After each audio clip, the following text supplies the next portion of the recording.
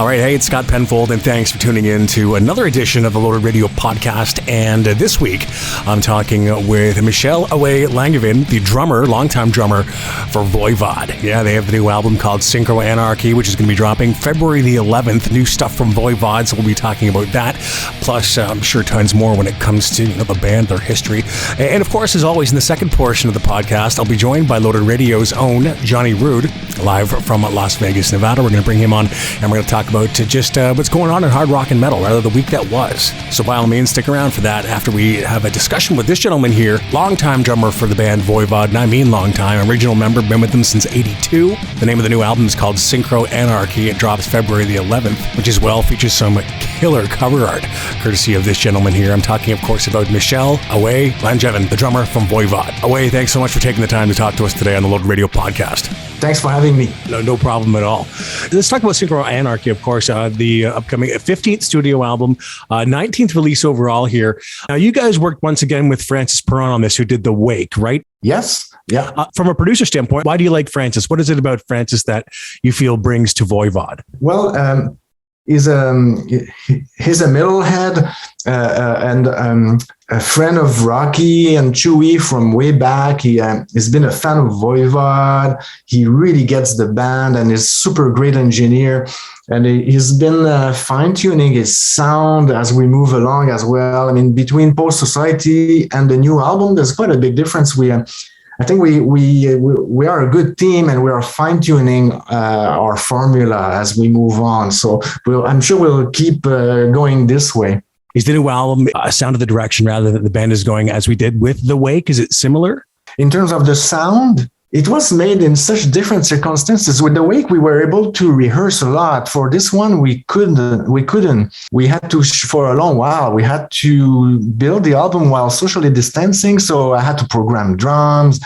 Snake was sort of isolated, and I can feel it in his lyrics. So the whole thing was done differently. Of course, Chewy was the main arranger, composer, but in early 2020, we did some improvisations that we recorded, and Chewy and Rocky had some riffs and Snake had some melodies in his head, and we were playing around that. But all of a sudden, in mid-March of 2020, everything stopped, and we were in a lockdown. So a lot of the work was done sharing files online, and the fact that we were trying to snippets of songs together, try to make something cohesive.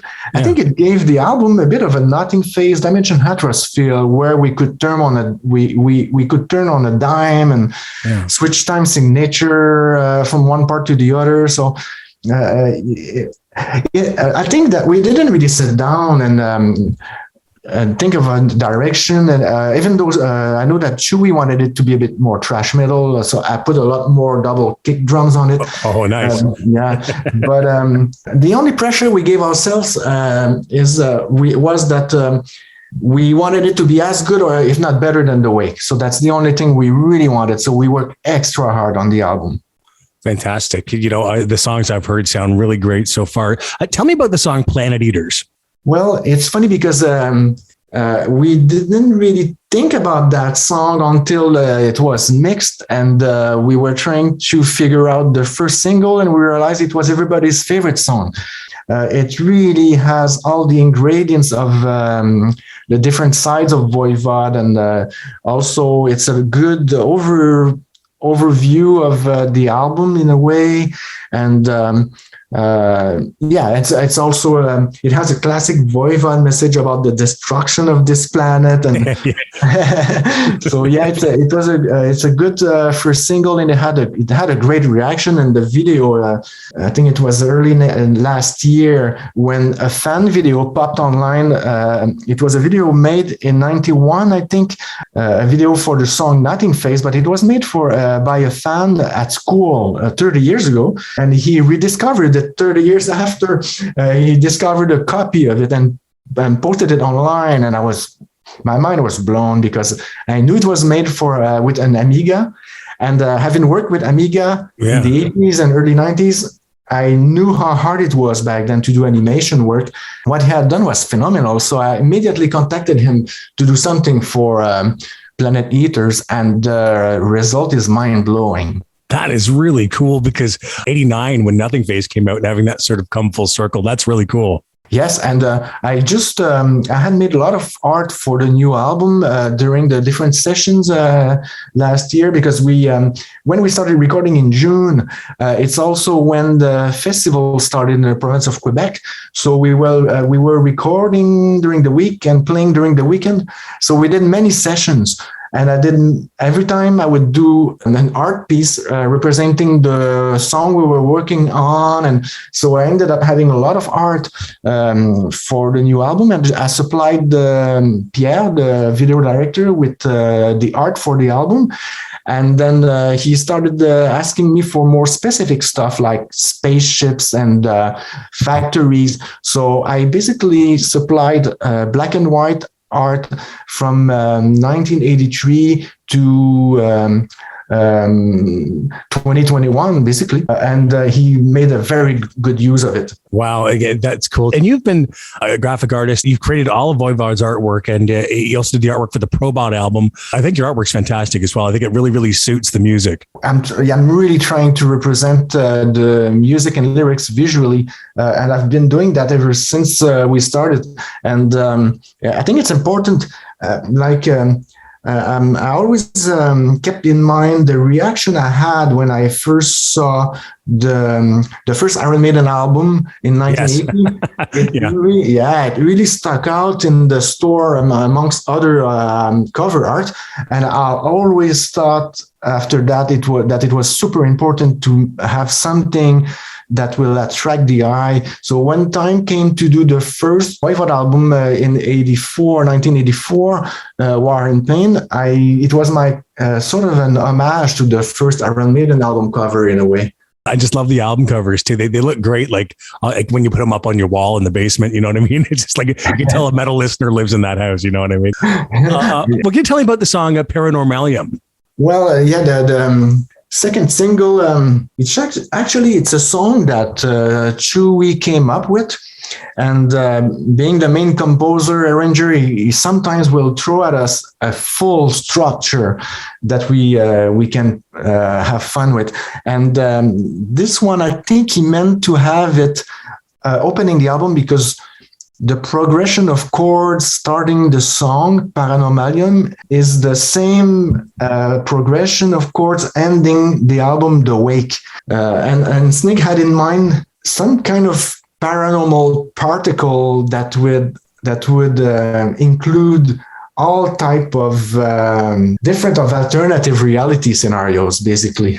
Yeah, very cool, man. Now, just getting into a little bit more of the history of Voivod, of course, was there a point after Peggy's passing that there were thoughts of maybe quitting the band, packing it in? Oh, yeah. Yeah. I mean, if I remember well, Peggy checked in to the hospital in March of 2005. And by August of 2005, he had passed away. So this was an awful summer for me and for Piggy, of course, and for everybody. I mean, in 2004, we had started writing a double album with Jason Newsted. And so our main mission was to finish these recordings that we had started. So we did 14 in 2006 and Infini in 2009. But we had no plans of touring or playing live. It's in 2008 when the festival Heavy Montreal asked us to reform to play that show, and it was supposed to be a one-off show. And the word spread, and soon enough we were asked to play with Testament in Japan, and then Monsters of Rock in Calgary with Judas Priest and Ozzy, and also opening for Judas Priest here in Montreal, and so. And it just kept going, and then we just kept touring. And the last few years before the pandemic, we were just touring more than ever. And I find that a lot too, especially in hard rock and metal, where, it's only supposed to be just a one-off gig, but, once you get up there, it says the promoters say it and also the bands love it. And it's sort of, it resurges the band, which I think is really cool. Yes, I must say we were super nervous in 2008 when we did that show at Heavy Montreal, because we didn't know if it was sacrilege to move on without Piggy, but the reaction of the crowd was just amazing. And that's really where we thought, okay, these kids are just happy. The front row kids, they were just happy to be seeing VOIVOD. They never thought they would see VOIVOD. It was pretty exciting, and we just decided to give it a shot, and we just kept gaining momentum, and now we seem to be more popular than ever. Well, now we were also going back to that time. Jason Newsted, who had left Metallica, he had joined you guys and was stayed with you till 2010. How was it working with Jay Sonic? He's great. I miss him very much. He's such a warrior. When he joined the band, he also joined Ozzy. So for the whole year of 2003, he pretty much played 2 shows a day. And because we were opening for Ozzy a lot. And we also did the Ozfest. So it's been great, and it was great for me because his playing is sort of stoner metal, a bit like Geezer Butler, it made me play differently, which I loved. Yeah, it was a super great experience. It also brought a spotlight on the band, and so we became popular again, which was also very pleasant for us. Certainly. So now, how did Jason initially get a gig with VOIVOD? Did you just pick up the phone because you heard he wasn't in Metallica anymore? Actually, it's a very strange story. I mean, we had been, Piggy and I, mainly doing projects with Jason through the 90s under the name Tarrat, Tarrat. But we had nothing released, or it was just us recording at his studio in California, or he always had a mobile studio in his tour bus when he was touring with Metallica. So when the Lollapalooza came to Quebec City, we recorded some stuff. So we already were used to work with him and got along very well. And when Snake came back into the fold, it must have been end of 2001 maybe, or anyhow we maybe in early 2002 I phoned Jason. I can't pinpoint the exact time when I phoned him. We wanted him to be a guest bassist on the new album we were writing, and I phoned him, and he said, "How did you know?" I said, "What?" He said, "I just left Metallica," and I had no idea. And I said, "Do you want to play bass on the new album?" He's like, "You want me to play bass on the new VOIVOD album?" He was super excited. And he ended up joining the band. And it was a great adventure for every one of us. Unfortunately, it was cut short by the unfortunate passing of Denis D'Amour in 2005. But great stuff, a great guy, and lots of fun with him. Great stories. You also played on Remember That Hat's 1990s release Sideways. How did that happen? Ivan is an old friend. Really? And I met him at the end of the 80s through John Kastner from the Doughboys. Cool. Yes. So we hung out together a lot, the three of us. We were really up to no good. I remember Ivan's mother told him, "Ever since you hang out with Michel, you're up to no good." And it was sort of the opposite, where ever since I started hanging out with Ivan, I was like, "Oh, in trouble." And it's a great guy. And when he offered John and I to be part of the new album, it was great. And I ended up touring. They're doing the Sideways tour across Canada, which was also really amazing. Great guy. He was also involved in the recording of Angerat playing organ, and so we keep in touch. He's still at it, playing great shows around the planet, but not these days. But whenever he can, like everybody, And also his new EP is really fantastic. He sent it to me. It's 10 out of 10 to me. Back in '89 with Nothing Face, when you guys did release the cover of Pink Floyd's Astronomy to Mine, you've also covered Pink Floyd's Denial Song. Pink Floyd isn't really one of those common bands that a metal band would tend to attack, but you guys have done it so beautifully. Why did you choose the music of Pink Floyd to sort of convert to your own? I can't remember how it started. All I remember is we were all big fans of Syd Barrett. Yeah. And wanted to do Astronomy de Mine, but Piggy is a huge fan of David Gilmour. So we covered the version that's on the album Omaguma, the live version. Yes.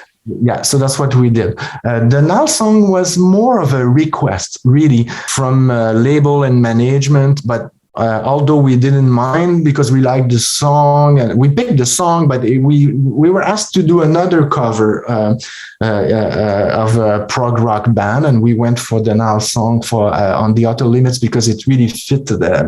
It was a good fit for the rest of the material on this album. It turned out so well too. Michel, thank you so much for taking the time. And I really can't wait when this whole pandemic's over and I can get out and see a VOIVOD show. It'd be really nice. Yes, that will be probably this summer. Fingers crossed. The Euro leg of the world tour has already been postponed from this spring to the fall. But we're still hoping for the North American tour to be happening this summer, though. Again, I can't wait. It'll be really great to see you guys again. Cool. Thank you very much. All right, Michel, take care. All the best, my friend. Okay, stay safe. There he is. That was Michel Langevin, the longtime drummer for VOIVOD. Again, the new album, Synchro Anarchy, drops on February the 11th. The tracks I've heard are killer, and it was a cool honor to talk to Away. I mean, that guy's been in the scene like for so long, man. And he's just such a great drummer too. But hey, I'm Scott Penfold, and we're now going to be joined by Loaded Radio's own Johnny Rude, live from Las Vegas, Nevada. We're going to talk about the week in hard rock and metal. Yeah, apparently Jeff Scott Soto is working on something with David Ellefson. Did you know that? Oh, big tug record. You know? Yeah, I think he was out here a couple of weeks ago for Goldstein's memorial. Danny Goldstein, yes. There were a lot of people, like Piercy was here, Sebastian, I think Ellefson, a few people came out and played, but it was at this, for lack of better words, Republican trumper thumper, no masking place, because that's what Danny believed in. Anyways, that's where they did it, and no masks at all. AJ went. The only reason I know is because he told me. I go, did you go to this? He goes, yeah, I stayed in the back, wore my mask for 10 minutes and left. I'm surprised he even went, dude. Me too. I was like, what? But yeah, it was, Phil Verone was supposed to go and he never showed up. But yeah, there was the who's who of who's living here. Mike Varney put this thing together from Shrapnel Records. Okay. They were all really good friends. That's too bad about Danny Goldstein. Oh, it's too bad. Yeah. Was it COVID that took him? Is that what it was? Yeah. Oh, well, dude. yeah, he was anti-vaxxer. He was like, no. Oh, was he? Oh, huge. Well, I mean, COVID took Meatloaf as well, eh? Meatloaf. Oh, I know. Yeah. It's dude. I mean, how many people have to die, right? How many times you got to hear that? I know, right? R.I.P. Rock and roll skull promoter Justin Muir loses battle with COVID-19, dead at 48. The guy, no vax, man, no vax. And it took him down. I just read that yesterday. He was on a ventilator, him and his buddy, and the guy died. That's brutal, dude. Yeah. And the get out of jail free card. This guy who was my singer for a minute when I was down in LA, man, he was the guy with the blonde hair and the black hair in that Decline of the Western Civilization, the metal years. Oh, right. Yeah. This guy, he went under the handle Tommy Child. And if you watch Decline of the Western Civilization, he's the salt and pepper hair, half blonde and half black hair. And believe it or not, him and I were buddies. We'd hang out. We'd go to the Cat House together. A lot of fun, man. And he lived in a house off of, I think it was Santa Monica. Mm-hmm. In Hollywood, and he lived literally in the dining room, like in a nook. He had a mattress there, and there was a bunch of different people living in the house. But he was walking around saying he's a singer, so he was my singer in my band with Mikey and I. Time goes on. There's a ton of stories I could tell you about hanging out with this guy, but fun. We had a ton of fun.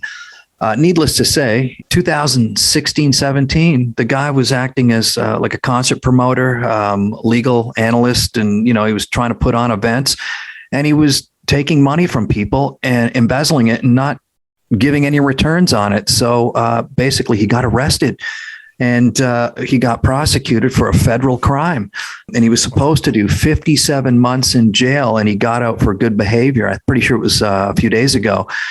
And, his real name is Gabe Reed. And it says he's finally been released early from his 57-month federal prison sentence.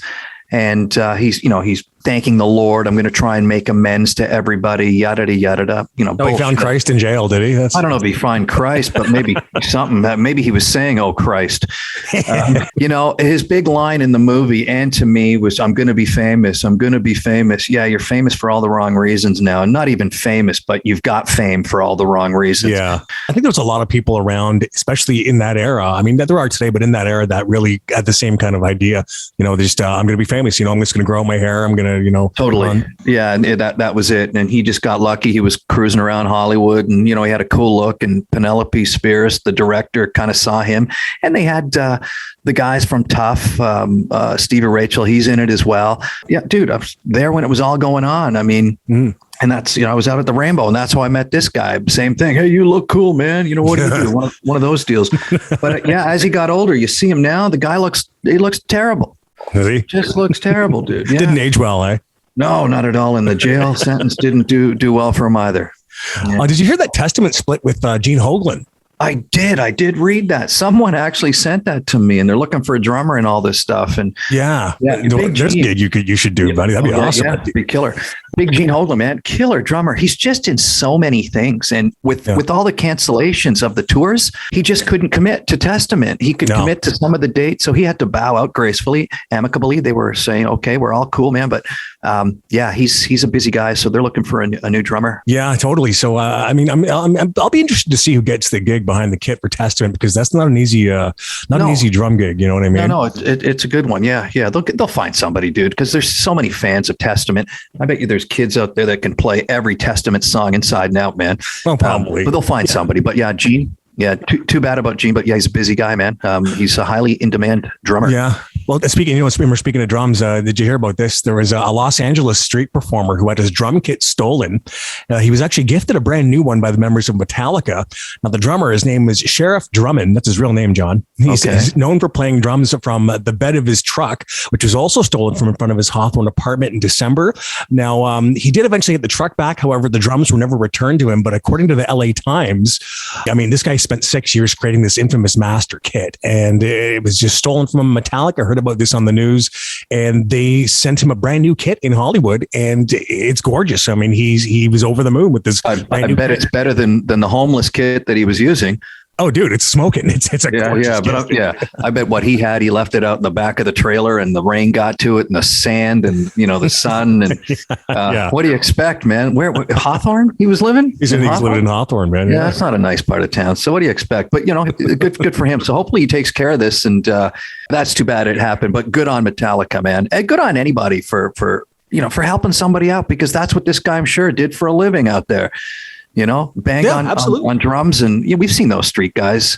Totally doing that. But yeah, good for Metallica, man, to step up and get him a brand new kit. And I guarantee you it smokes what he was playing on before, what he's got now. Adrian Smith and Richie Kotzen, they're on tour right now together as Smith Kotzen. They just played Vamp in Vegas, and they are continuing their tour. They're playing Brick by Brick in San Diego tonight. Then they're moving on to Roseville, California, Morro Bay, then Ventura. Apparently, they've been pulling out some Maiden tunes. They pulled out Wasted Years, which of course is an Adrian Smith song. So and there's some cool footage you can watch of the band performing. They sound cool, man. It's kind of a pairing I never really thought would ever get together. It's bizarre, dude. It is. When I heard about it with Richie Kotzen and Adrian Smith, I mean, you wouldn't even know those guys would know each other. No, you wouldn't. You wouldn't. No. Yeah, and their styles are so different. So different. It works, though. I mean, when you listen to them, they sound good together. I guess they really dig playing together. But of course, it comes down to guitar stuff. They've met each other. I'm just joking around here. They met each other obviously somewhere. In time, guitar players know that. It's a weird pairing, but yeah, if buddies are buddies, and I like what you do, and hey, let's do something, man. We can go on tour, and again, me and the touring right now, it's a tough one, but touring is such an off and on again thing. I mean, every day that I'm on the air on Loaded Radio, I'm talking about this tour's been postponed, this tour's been canceled, this one's been announced. It's just so nuts right now, man. It is. And hopefully, we're getting to the end of this, and maybe in the next couple of months, things will start leveling off here. But yeah, it's just that risk factor, man. Is it worth it? Some people say, yeah, man, I'm living my life. And some people say, no, it's not worth it. I want to continue living my life. I don't want to get sick. Like these cruises that are coming up, the Monsters of Rock cruises, everyone's canceling. Whether it be patrons going for various reasons, I don't want to be vaccinated, or I don't want to get it, or I am vaccinated, and say bands are canceling. It's a tough one, man. I know the economy's got to get going, and we all know that now, man. And people got to make a living. I just want this thing to be over. Yeah. So it's a risk factor. It's just, is the reward worth the risk? And to some people, certain things are. To some people, no, it's not. So that's what's happening. And that's what you're hearing. All these tours are postponed again. Well, we were talking about that. Rage Against the Machine, they postponed their tour plans from the spring to the summer now. They're no longer going to be headlining Boston Calling. That is now going to be headlined by Metallica and Foo Fighters. That's kind of been postponed. But as for a tour announcement, Quiet Riot have announced a massive 2022 tour. I don't know if you've seen the dates for this thing, John. I did. I looked at some the other day. It's pretty extensive, man. It kicks off February the 18th in Connecticut and then runs right through to October the 8th in Shelton, Washington. And there's stops from Reno, Niagara Falls, St. Charles, Illinois, Kansas City, Las Vegas, of course, Tucson. The reason they can do stuff like this, it's not like these are big stadium tours. These are, it's a club tour. It's a half decent club tour. And you can just hit city to city to city. As far as what they're bringing with them, it's not a big tour. You're not bringing semis and all that stuff. It's pretty pared down, but they're going to go out and do it. You might hear some cancellations, but at least they're out there and giving it a good kick at the can. And good for Rudy. Yeah, he's like 97 years old now or something. Something like that, eh? Yeah, he's up there. Yeah, but no, good for him, man. Yeah. Yeah. I think that's pretty much it for the news. I mean, there's like what Slipknot, Sid Wilson is really dating Kelly Osbourne. I mean, honestly, that's news. Yeah, well, it is. When I was like, first of all, I said, who's that guy? He looks like, nothing against Sid. I love Slipknot and I love what Sid does, but he looks like the kind of guy you'd see hanging out in front of a McDonald's. You know what I mean? Yeah, again, Kelly Osbourne, she's made a name for herself. She's developed her brand and whatnot. Yeah, Sid, it's just weird, dude. But the thing is, in a roundabout way, she's known this guy since she's been a kid because Slipknot used to open for Ozzy on the Ozfest, that's right. 15 years ago. Yeah. It's a weird pairing. I agree when I saw it, but hey, man, good on him, mate. This is the Voivod show. Oh, you got Voivod. Well, that's cool, dude. Yeah, the drummer from Voivod. Oh, Away. Yeah. He's killer. I know the dude. Yeah. So of course, thanks to Away from Voivod for joining us on the podcast. He was an awesome guy, man. He was great to talk to. He was a really great guy, and he's I think the guy that's been around with the band the longest, and he's really become the heartbeat of the band. 100%, dude. I mean, Snake was in and out of the band for a few times, and then Eric Forrest went and sang for them, and Piggy died, and they had a song called "Splitting Headaches." I think was their first video, and that's when I first saw them in about maybe 1985, and cutting edge rock metal out of Quebec. When I saw this, I was like, whoa, it's metal, prog rock. It's just really cool. Prog metal, definitely. It's like if Pink Floyd were a metal band, right? Yeah. And that's what they were kind of going for. And it didn't make sense at all. There was nothing that made sense when I saw this back, again, I can't remember the year, Scott, 85 to 87, whenever they started putting stuff out. Yeah. But there was something I thought that was cool. And then when you meet the guys, everyone's normal. We're all cool dudes. But Away, they played out here. They played vinyl. That's cool. You chatted with him, man. Yeah, he's a great guy. Next week on the show, John, going to be talking to Johnny Kelly from Typo Negative. That's going to be cool. Yeah, that's a good one, man. And hopefully you can get some good information about Typo. When he was with the band, not the original drummer, but no. So, Sal Abrascato was the original drummer. I think he came in around. Was it October Rust? Yeah, he came in for Rust. I think so. He was the drum tech before. I wasn't sure if he was. Yeah, he was. That's how he got the gig. That's killer. That's kind of like Nico McBrain and Iron Maiden. That's right. Exactly. Yeah. He did, the same thing. But, another guy, my buddy Francis, drum tech for everybody. And then finally he got the gig in Buck Cherry. Nice. Good for him. Killer drummer, dude. But yeah, that's what you do. You go out and you tech for somebody else. You network and you sound check, and people see how good you are, and boom, you get the gig. You get a gig. Exactly. Yeah, that's cool about Johnny Kelly, man. Yeah, definitely. So tune in to that next week right here, as always, on Loaded Radio Podcast. All right. Don't forget, as always, check out loadedradio.com for more podcast episodes, all your hard rock and metal news updated constantly, and as well, a full radio station. Yeah, Loaded Radio, the actual radio station is there for you too. Also, you can download the app at loadedradio.com or wherever you get your apps. We always appreciate the downloads, of course. All right, we'll talk to you again next week right here on a new edition of the Loaded Radio Podcast. Loaded Radio.